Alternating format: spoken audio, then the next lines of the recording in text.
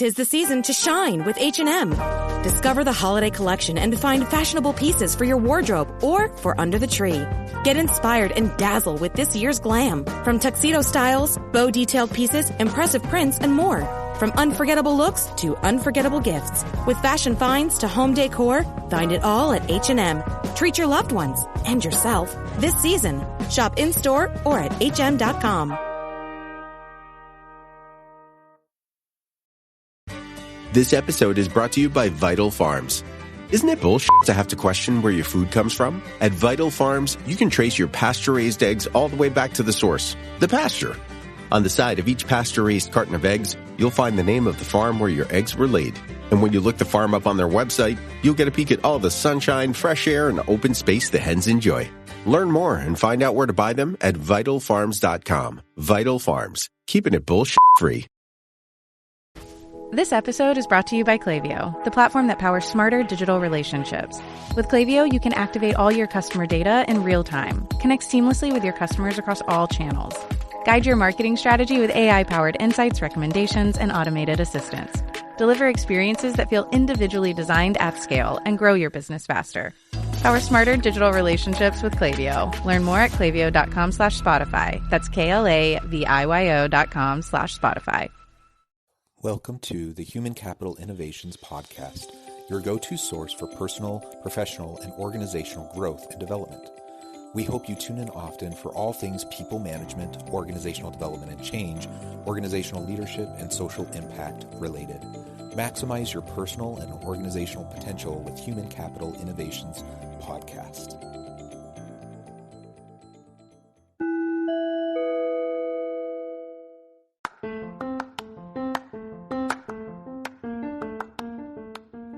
Welcome to the Human Capital Innovations Podcast. In this HCI podcast episode, I talk with Lee Mariano about HR as a business partner.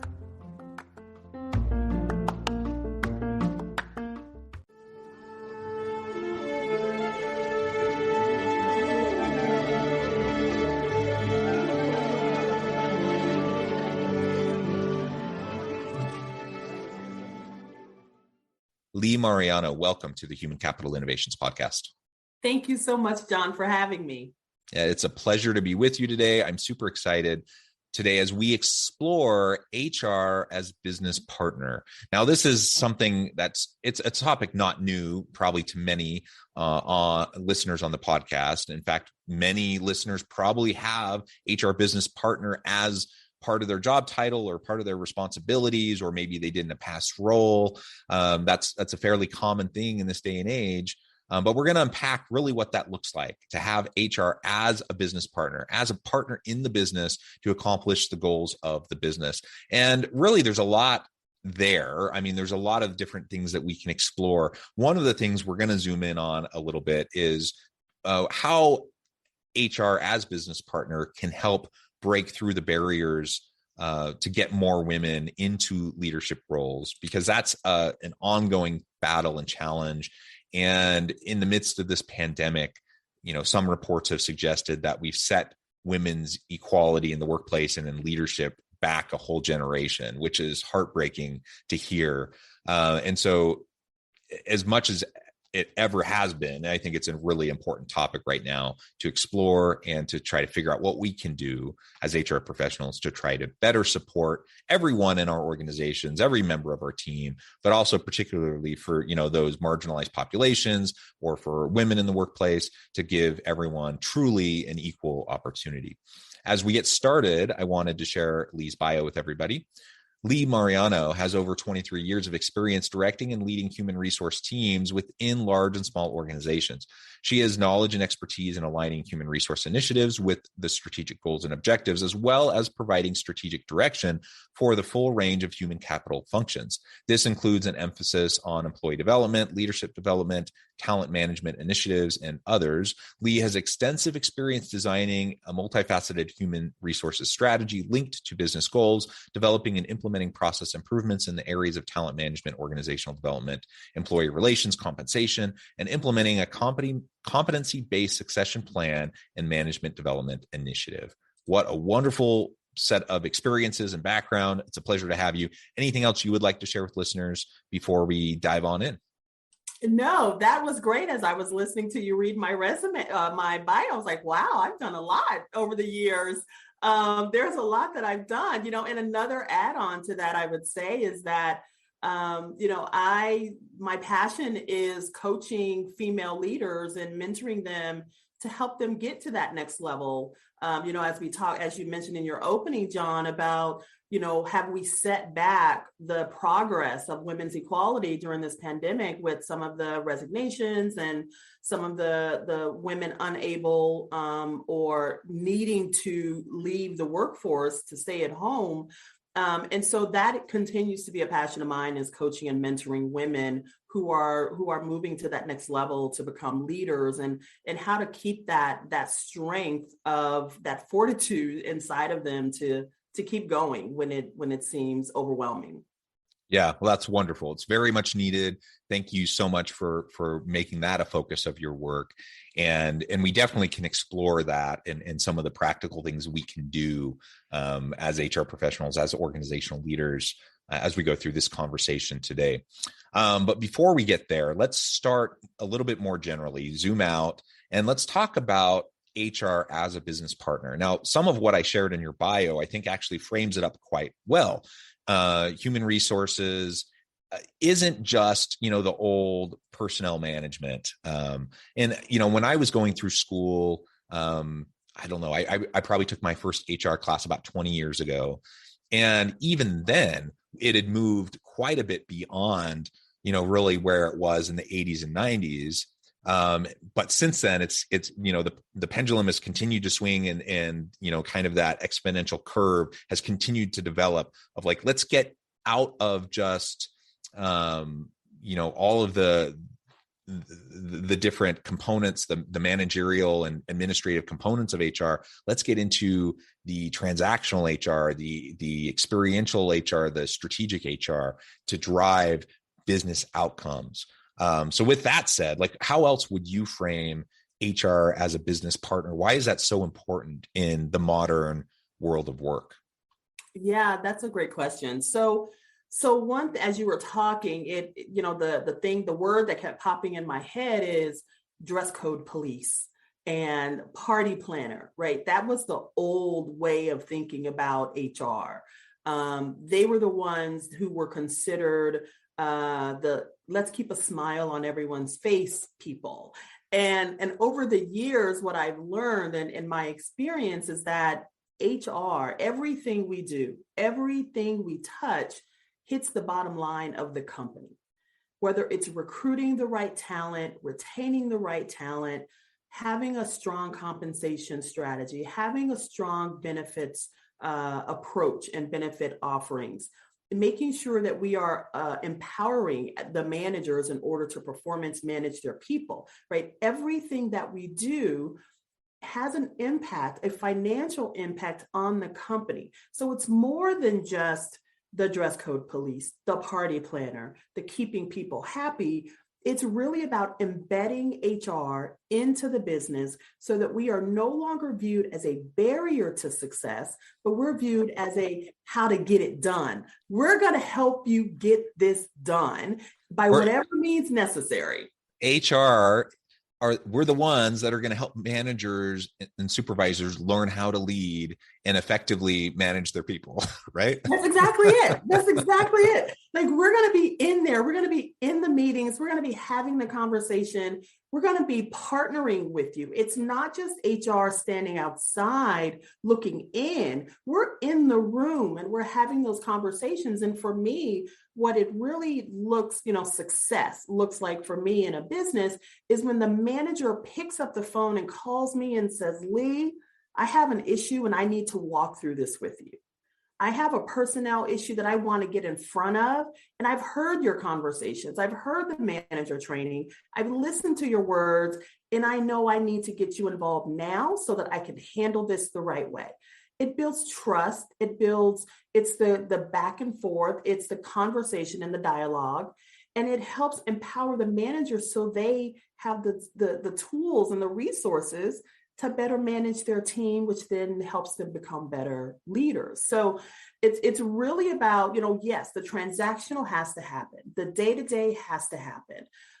But if HR can begin to operate as business people, as operations people embedded in the company, that gives us more influence over the leaders and how they're running the company and interacting with their people.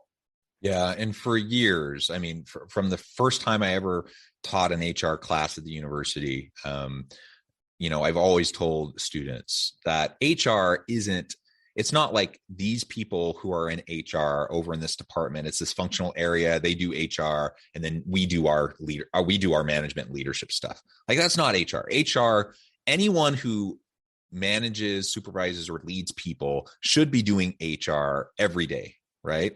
And the problem is most people don't have a clue. They don't know what they don't know. And so they don't realize how ineffective or even potentially damaging they're being to their teams. And it's not because of malicious intent. It's just, they just don't know what they don't know. They're ignorant. We often promote people, to the level of their incompetence. And so they just don't know how to do the job.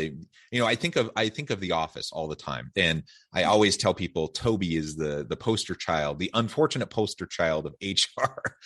But Michael Scott is also the poster child of the Peter Principle. And like, what commonly happens in organizations when you have a great salesperson who gets promoted to be manager, they don't know anything about how to manage people, and now they're a manager, or a great coder who is now a manager of a team of coders, or talk about anything, any area, right, of expertise. Eventually, if you're successful, you tend to get promoted, and then you find yourself in a new role that requires a completely different skill set than what you did so successfully before. Some people are able to grow and adapt into that. Other people really struggle.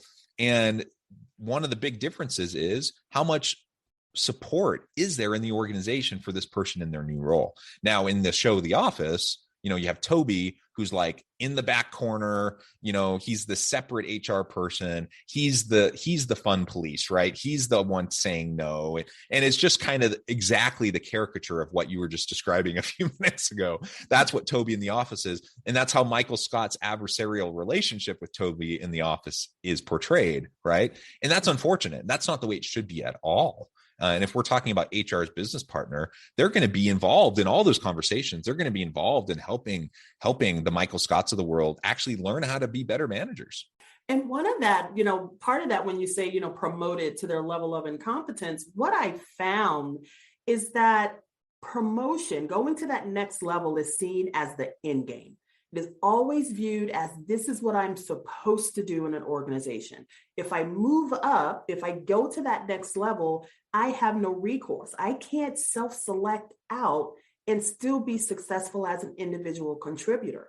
And so I think HR's role in that, and working with the managers and the leadership, is to help create success paths for every person in the company. You don't necessarily have to move up. You can move wide, you can move across, or you can simply stay at your subject matter expertise, right? And I think that is part of the great thing about having HR embedded really, truly in the business as a business partner, because we can help frame some of those succession planning approaches. We can frame how we promote people. We can frame what success looks like. Success for me may look very different than how it looks for you. And so we should not be necessarily treated exactly the same. I may love being an individual contributor, coming in every day, doing my job, head down, and I love it. That's what makes me happy. You, on the other hand, you may say, you know what, I want to run this department. I want to run this division. I want to have 10 people reporting to me. And I want to be, a driver of the business and our success from a sales or operations perspective. There should be room in the company for both of those decisions. There should be space for employees to succeed on, depending on how they define it. And I think that's, really kind of the changing of the guard that I've seen over the years, is that the voice of HR can truly influence how the company is operating, how we are perceived, where sure, we all want to have fun when we go to work every day. We spend so much of our lives working and with the people at our office and on our company. So sure, we want to have fun, but we also have to get the business done. And how do we balance out the two? How do we sometimes have to, walk a very fine line is what I say. And it takes some time to get there. It's not easy, but it can be done.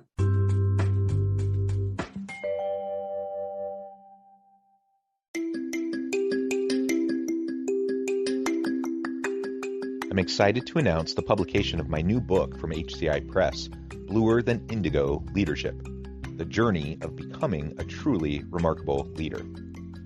Early in my adult life, I learned about an Asian proverb that translates as bluer than indigo. If you think about the color indigo, it is a brilliant, deep, and vibrant blue, what some would call the bluest of blues. To have something that is bluer than indigo is rare and truly remarkable. Contrary to popular myth, there is no one-size-fits-all or cookie-cutter approach to effective leadership. There's no silver bullet, no secret sauce, no go-to model that will solve all of our problems. The truth is, great leaders have all had their unique strengths and flaws, and have all had to discover and then pave their own distinctive path in their life's journey to fulfill their leadership potential. Bluer Than Indigo Leadership will help you discover your own path and explore those ordinary, everyday actions that will help you respond to an uncertain future and produce extraordinary results for individuals, teams, and organizations.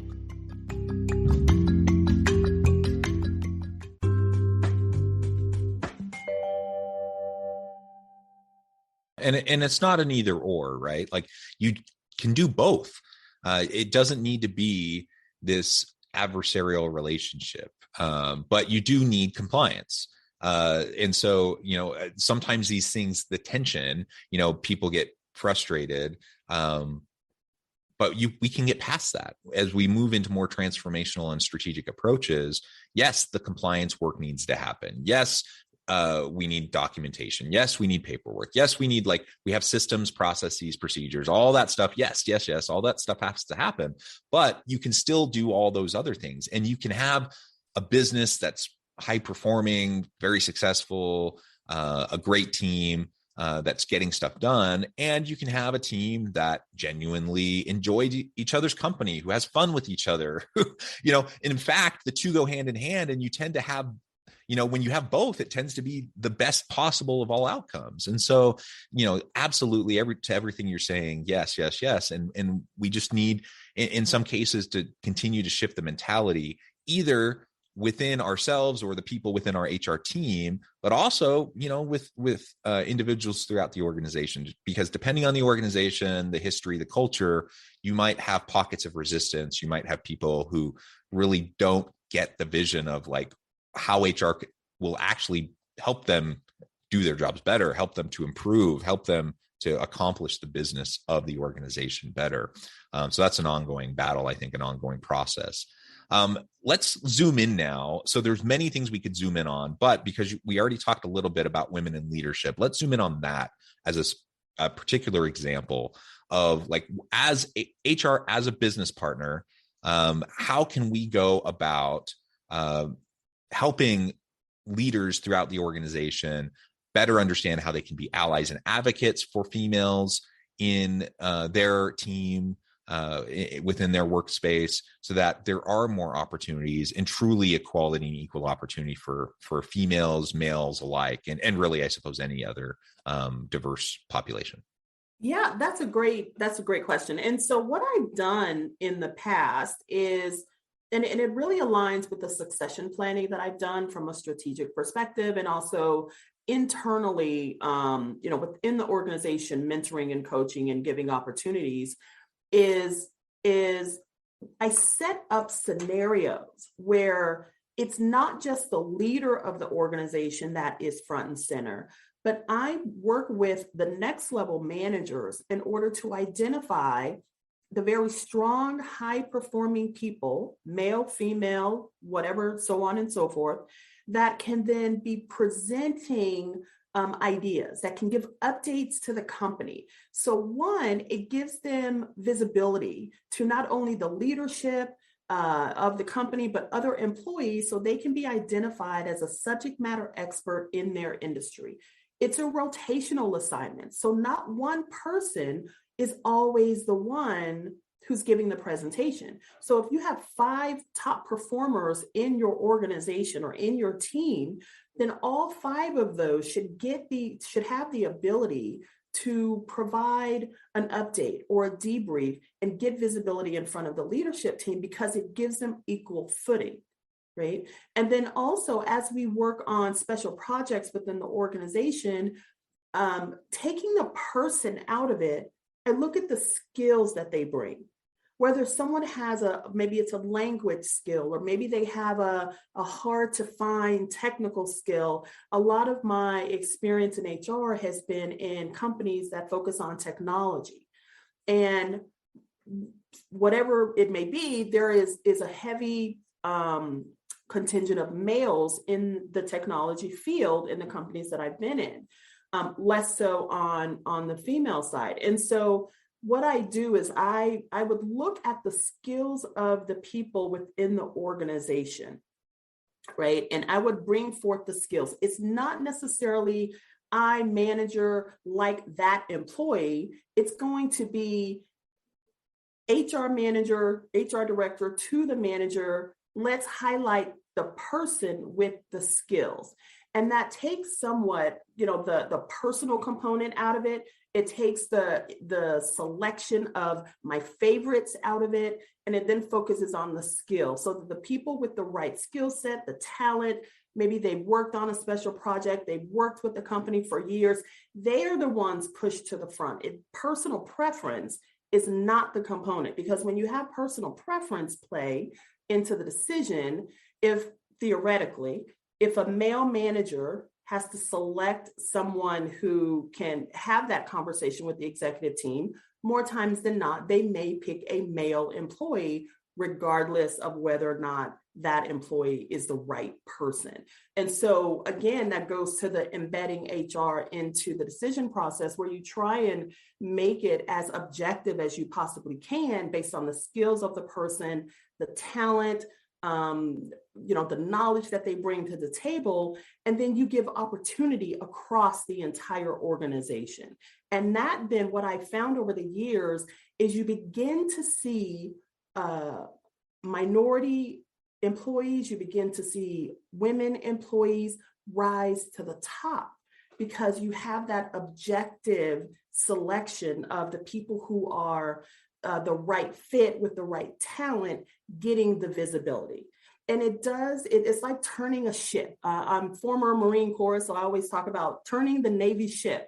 But when you start turning the Navy ship, it does take a while, but you start seeing the change, and then employees in the company also start seeing that others are getting opportunities, right? When they see that more than, it's not just the same person, the same profile, getting the same opportunity, they begin to say, okay, maybe this is a place where I can excel.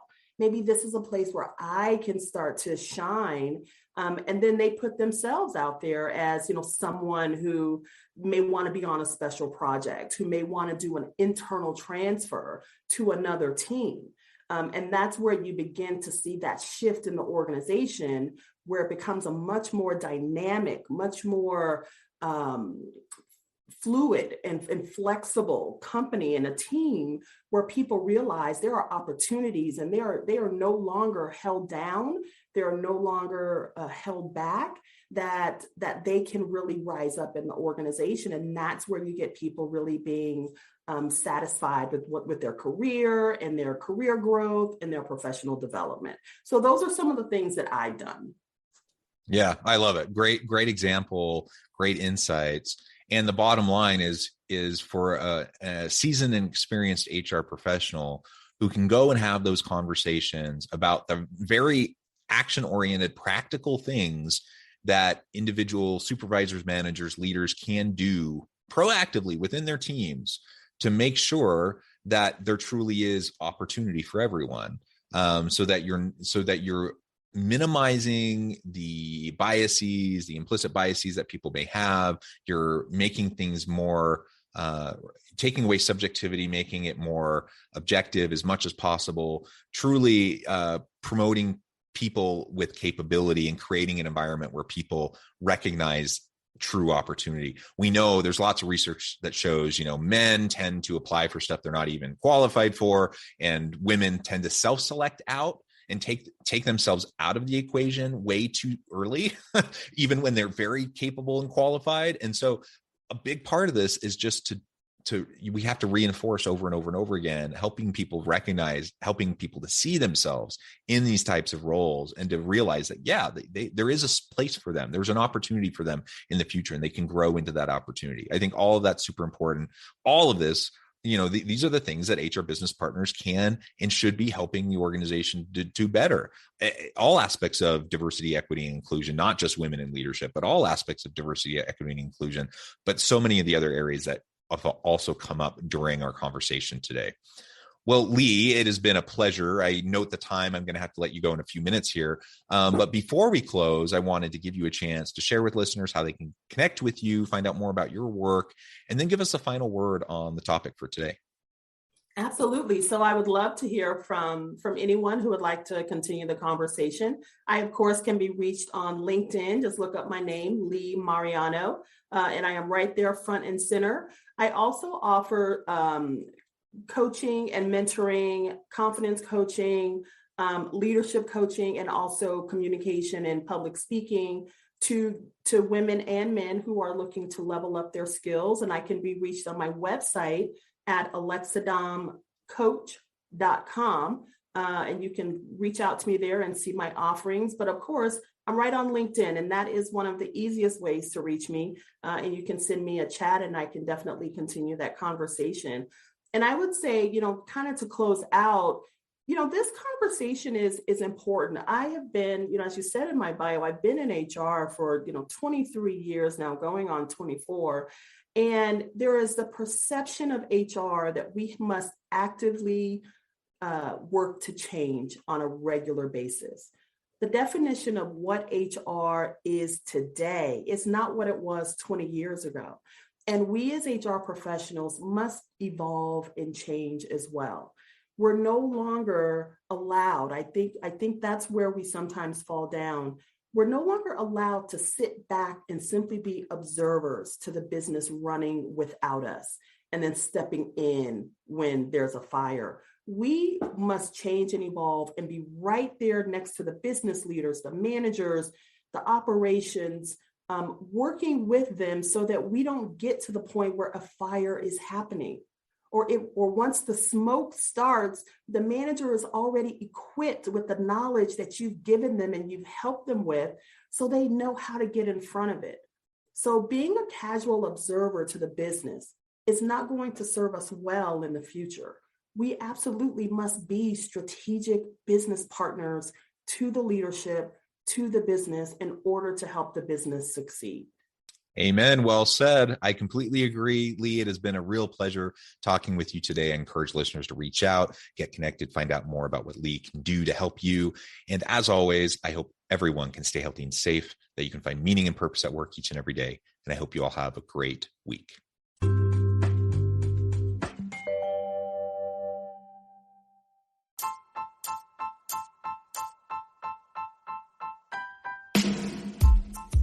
The alchemy of truly remarkable leadership. Ordinary, everyday actions that produce extraordinary results. Consider how the nature of work has shifted over the past 50 years. With increased globalization, rapid technological advancement, and the shift in economic composition, the average job of today looks very different than the average job of 50 years ago. What will the jobs and organizations of tomorrow look like? Moreover, what does this all mean for organizational leaders? What are the core competencies and capabilities of organizations and their leadership that are prepared for continued disruption and geopolitical and socioeconomic shifts? Regardless of what the future holds, increasingly, leaders need to be socially minded, data-driven, decisive, champions of talent, and disruptors of the traditional notions of leadership, teams, organizations, and work. The alchemy of truly remarkable leadership will help you to explore your own leadership competencies and capabilities and consider ways to apply and implement them into your workplace and personal life.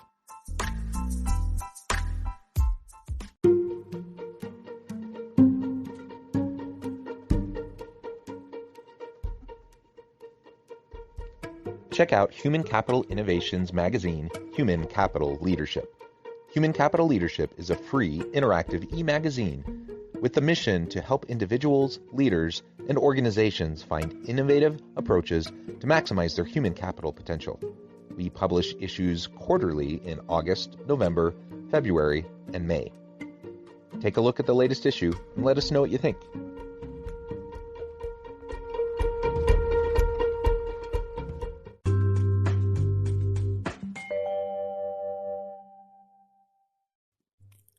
Thanks again for joining us for this episode of the Human Capital Innovations Podcast. I hope you stay healthy and safe and that you have a great week.